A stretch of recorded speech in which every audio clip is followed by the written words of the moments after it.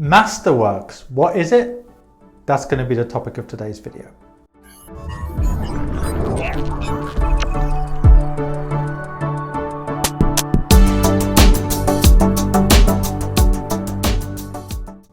Okay, everyone, go over to adandfire.com, especially if you're an expat or a high net wealth individual. Now, on this topic, I'm going to talk about Masterworks and do a bit of a review on it. Now, basically, Masterworks is selling art, and people who go on the platform are able to purchase art in quite a modern way. So basically, traditionally, you had to physically buy art, store it, insure it, which was very expensive.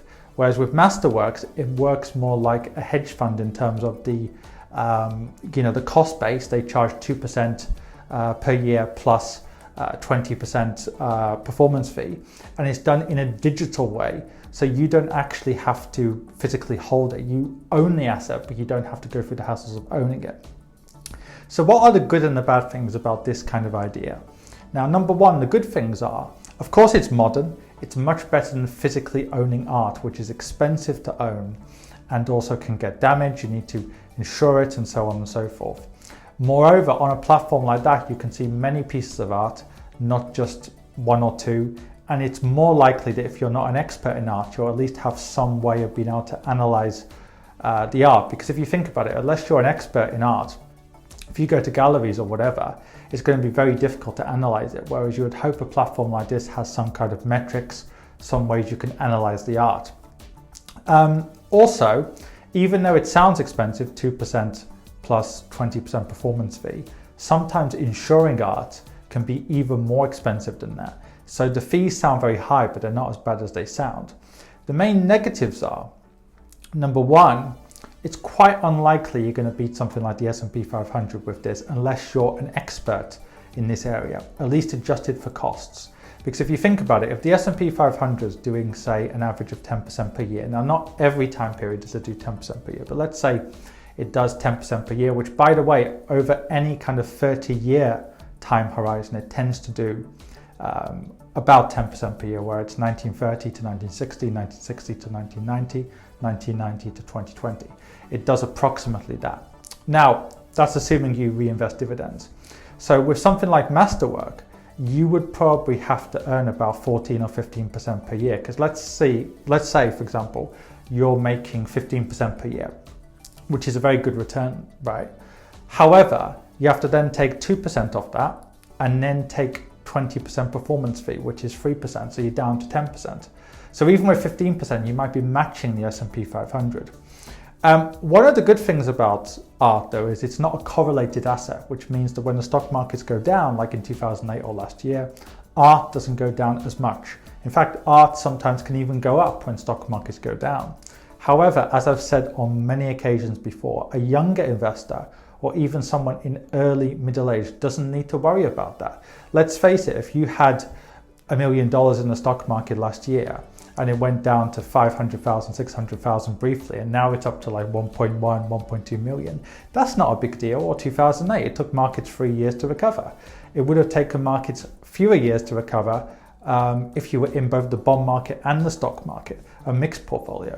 So for younger investors, that's not such a big deal. You don't have to worry about uncorrelated assets as much.